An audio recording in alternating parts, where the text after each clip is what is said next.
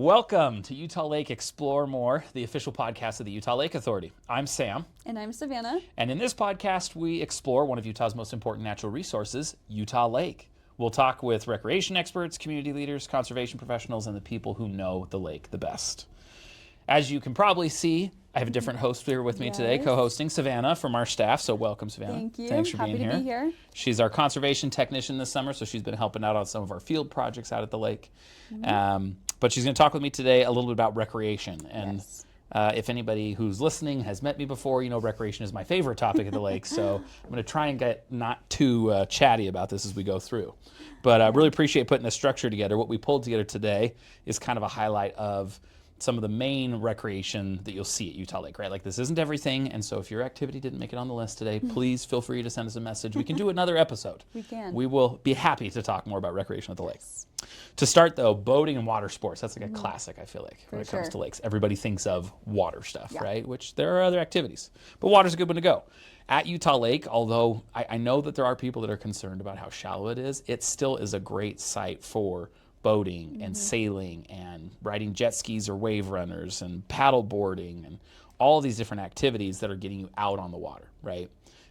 When it's full, the lake is, an average of 10 feet deep. That's still plenty to boat in, right? When you're going out into the middle. The way I like to put it when people are like, well, where can I avoid the shallow areas? It's like, well, go closer to the middle, right? Like, it's kind of hard to tell. But there are areas you got to be careful about, right? So that's good to keep in mind. But a lot of different boating activities happen. We have some really cool boating access points. The state park is the biggest one in Provo, right? That has the biggest capacity, the most ramps, parking and stuff. We've helped them a lot with some updates there recently, getting some asphalt redone, getting some new life jacket loaner stations in there in case you forget a life jacket when you go down there. Those are awesome additions to the lake. Because if you forget a life jacket, we have them for you. So we don't want people getting out there when they're not safe. And then American Fork Marina also had some upgrades recently. They did a little over a $5 million overhaul last summer, all new asphalt, a new sandy beach, new playground, a new bathroom, a whole bunch of new basically. So that one's got a really cool amenity for people who want to go boating, right? And then Saratoga Springs recently opened their second marina, which becomes the 6th public marina on the lake. This is just a couple weeks ago. That one is a bit shallow. They're planning on dredging it in the future, so you do got to be, launch at your own risk. Be aware. Be aware, be but careful. Still pretty spot, really easily accessible, really low cost. So we definitely recommend people consider that. There's also other spots like Lincoln Beach, the Linden Marina. There's also some smaller boat launches that are meant for like either small fishing craft or for paddle craft, right? Like Mill Race has a gravel boat ramp that duck hunters will use in the fall, or anglers will use with mud boats and such. Swede Lane has a nice spot to launch. There's a lot of spots around the lake, and you can check that out on our website to be able to learn about those at utahlake.gov.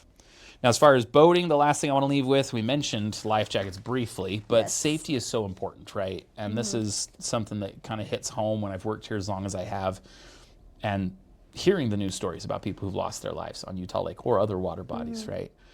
So it really comes down to pretty basic stuff of life jackets, for instance, right? Now, I know state law is that, if you're 11 or I think it's 12 and under, you have to wear it, and older, it just needs to be accessible. We encourage everybody to wear them. Right? When I go paddling or take my kids paddleboarding, I always wear my life jacket. Sure, it can be a little inconvenient. Buy a different life jacket that's less convenient maybe, but never know if you're going to fall and hit your head and you're not going to have time to put that life jacket on. Yeah, the purpose of the life jacket is to save your life, so if you don't have it on, then it does its best job when it's on you, right? Then there's other things like be aware of high winds. That can be an issue at Utah Lake with how big it is, not only because it can get more wind, but it's harder to get in during a wind event. People don't realize that at its narrowest, Utah Lake is 5 miles across, and it's 24 miles long. You launch from somewhere, and you could literally drive, I guess depending on your boat, you could drive for like an hour in a straight line without having to stop. If you're too far away and a wind event happens, that can be difficult. So being aware of the weather is good. In fact, there's actually an app, Windy Lookout, was developed by a Utah Lake sailor, which is a proactive notification of wind events. So it's not just like, check the weather app on your phone. How's it look? It'll actually send you an alert of, hey, forecasted winds above 35 miles an hour in 20 minutes. Granted, it is a forecast, so there could be issues, but that's been really helpful in helping people recreate safe too. For sure, because those winds can come out of nowhere. So oh, yeah, totally. It's important to just always be aware of when they're coming. And then it comes down to basic stuff too, like tell people where you're going. Don't go out by yourself, right? Exactly. I appreciate it. One of my sisters, whenever she goes out hiking, she always sends me a text and says, hey, I'm going to this trailhead. Think I'll be home around this time. And that way somebody knows where she is in case something happens, right? Drop your location, drop a pin, something. Let somebody know. So water activities are great. Those are a ton of fun. Next, fishing, right? Yes. I got a few anglers who'd probably tell me that this is the #1 activity at the lake, and it's definitely in the top 5. I think it depends on the year, though. But fishing is a ton of fun at the lake. Ton of fun. We actually have one thing about Utah Lake that's unique, is that it has such diverse species. Like a lot of people I talk with, they go to Strawberry Reservoir for the kokanee salmon, right? Or they go to another lake for a different particular fish. Utah Lake has such a wide variety of fish that are available, mostly thanks to the carp removal and June sucker recovery efforts. You should check out our episode on those topics. That's a good one. But we have 2 different species of catfish. We have carp, and we have white bass, and largemouth bass, smallmouth, yellow perch, bluegill. I'm just trying to hope I'm saying that right. Bluegills, that's one. All kinds, walleye. There's tons of options, and a lot of the anglers I talk with is if you're not biting on the one, just try for a different species that day, right? Yeah. So there's lots of options. In fact, fun little tidbit is that Utah Lake, if I remember correctly, there are 6 state fishing records in Utah that occurred at Utah Lake. Really? And that ranges from as old as, I want to say, when I looked at it last, I think it was in the 80s, the 1980s, to one was actually, I think it was after, was it just before or after the pandemic? It was in the last 5 or so years. There a lot of prime fishing, which I want to hit on because so many people think there isn't great fishing in Utah Lake. Yeah, but you can catch so many different fish species, and they're fun species to catch too. I've heard catfish is a great fight. Catfish, because catfish can get huge in the lake. DWR, when I talk with them, that's one thing they hit on, is that the average weight is like 5 to 8 pounds. That's a big fish. Big fish, and those are fun ones to just fight against. Oh yeah, and the state record catfish, I think, that was caught at Utah Lake was like 32 pounds or something, just massive fish. So lots of cool opportunities when it comes to fishing. There's a lot of a ton of access points for it, right? We have 35 public access points. Yeah. Almost all of those have some good spot for fishing at them, right? So fishing is a great one. There's a lot of great work being done on restoration work and habitat work to try and bring more in. There's actually a photo that I love from one of our previous photo contests. Actually a photo at the mouth of the Provo River before they created the Delta. Oh. And it's about 15 or so anglers out in the water up to their chests. And a bunch of them have basically like a pole poking up and out of the ground with a bucket or a basket on it. And they're literally just catching white bass, I think it was. Oh my God. Because there's no cap on them. So during the spawn, you just catch as many as you want, toss them in, they'll make fish tacos or something. Yeah, I have heard that that's a popular thing. It is, yeah. And it's a really pretty just sunset photo with the anglers and everything. It's a great summation of the experience you can have at the lake. For sure. So fishing's cool. We love fishing at the lake, right? We do. I personally love to fish. So I actually haven't been fishing at Utah Lake. So that is one of my goals. Change that before you're done here. It's one of my goals before the end of the summer. Catch a fish at Utah Lake. Yeah. Perfect. Well, so the third topic we included is bird watching. This is a fun one too, because not a lot of people realize that's a critical part of Utah Lake's value. For sure. Is the habitat it provides for wildlife, right? And of birds, there's, if I remember correctly, the last count was 226 different species of birds that you can either migrate through the lake or live at Utah Lake. And that ranges from everything as small as, sandpipers and smaller all the way up to great blue herons and bald eagles. Big birds. Yeah, I remember actually, I'd bet on the job. Oh, geez, I haven't thought about this in a while. I bet on the job. I think it was my first winter actually on the job. So this has been in 2016 to 2017. I went down to the state park one of the days, and I don't remember why I went down there originally, but I saw this guy out on one of the jetties. And the ice, the lake had frozen over at this point, or at least had frozen recently. And he had a big old telephoto lens on his camera. And I couldn't help myself. I was curious. I'm a chatty person. I was like, hey, what are you taking pictures of? I would do the same thing. And he's like, oh, there's this bald eagle out on the ice. Oh my gosh. He caught a meal and he's eating it. Oh my gosh. And he let me look through his lens. So my first time seeing a bald eagle at Utah Lake was watching it eat its lunch, basically. insane. And it was super cool to see. And it's cool anytime you get to see the bald eagles or the great blue herons, the sandhill cranes. Gorgeous birds. There's so many options for it. So I'm hoping that some of the Utah County birder crowd is listening to this or seeing this video, because that's one of the local groups that you could join if you're interested in bird watching, is Utah County Birders. But Utah Lake has a ton to offer as far as diversity of species and different locations that have it. Some places we'd suggest, right? I don't know if have you been out birding yet, Lake, while you've been here? A little bit. Okay, where have you liked to go? Because I've got a list of a few, but I'm curious, where would you tell somebody? Yeah, my favorite spot is the Provo River Delta. Oh, home run right there, of course. It's honestly, a lot of people you talk to, that's like the #1 spot that people for sure usually will say when we're just chatting with them.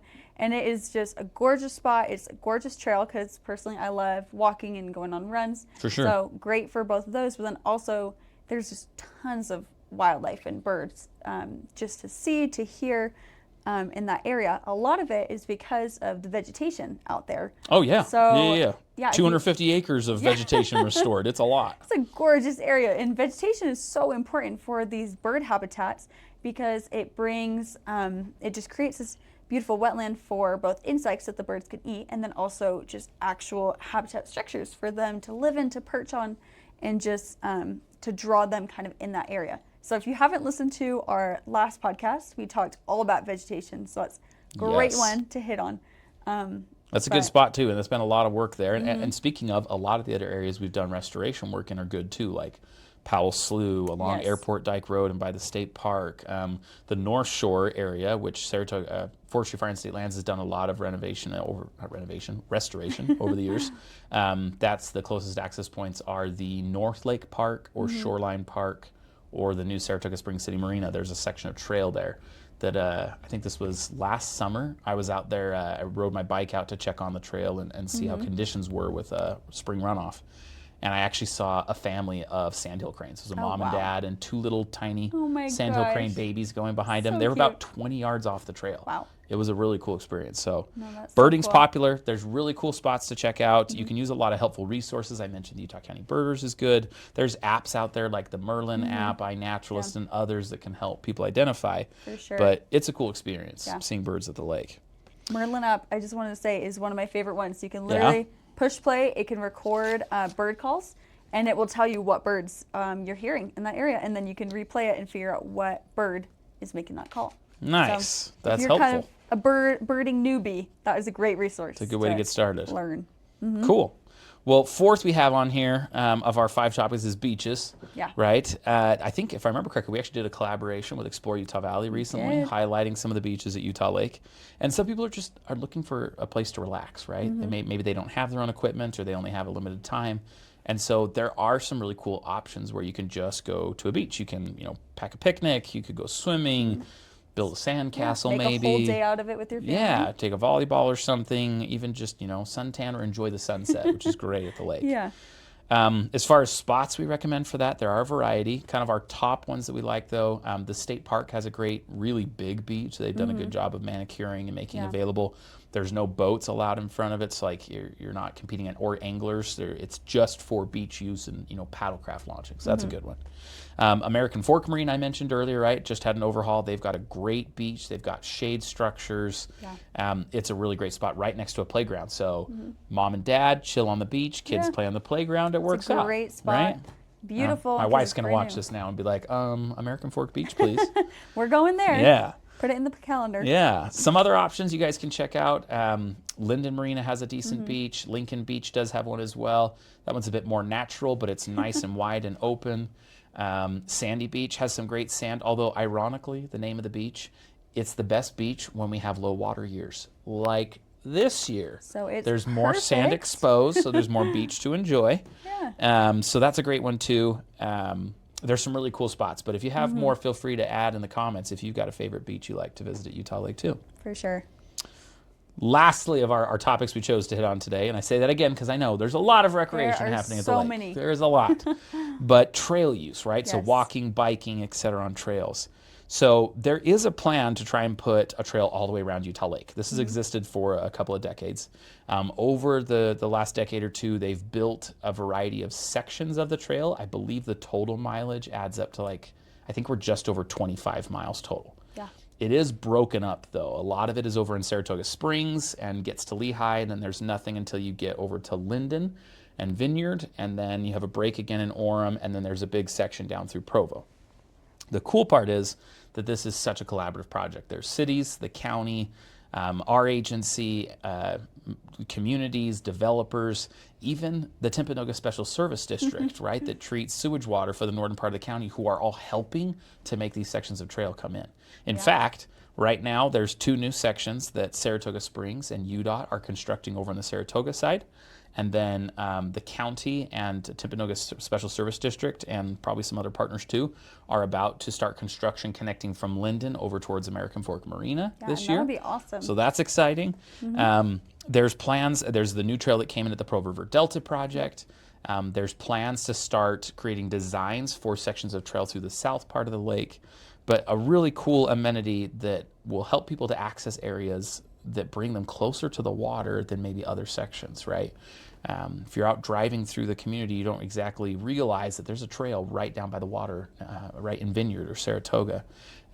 There's a section along the Provo River Delta project that takes you right out. There's a bird viewing tower. See our previous topic of bird watching, right? There's a helpful tower out there for people to be able to see more and more birds. But trails is a really cool topic at the lake that people don't necessarily associate with a lake, right? But it has a lot of value. So we're excited to see the sections that are done. Honestly, to those who ask, it's probably going to take several decades still to build the entire thing. It takes time to do this, but it does take time. It takes time to plan, takes time to acquire land, it takes time to build. But honestly, like if I'm speaking optimistically, I would hope within the next 10 years we'll have between Saratoga all the way down to Springville done. And the cool part about this trail system is that it ties into other existing trails. So for instance, the Provo River Parkway Trail comes down, ties right into that trail. Vineyard, their city trails tie right into the Lakeshore Trail. Linden City just completed earlier this year, or I think it was actually last fall, their Heritage Trail is what they call it, and it goes all the way from Bonneville Shoreline Trail up on the mountains, down through Linden City and ends just behind Linden Marina at Utah Lake.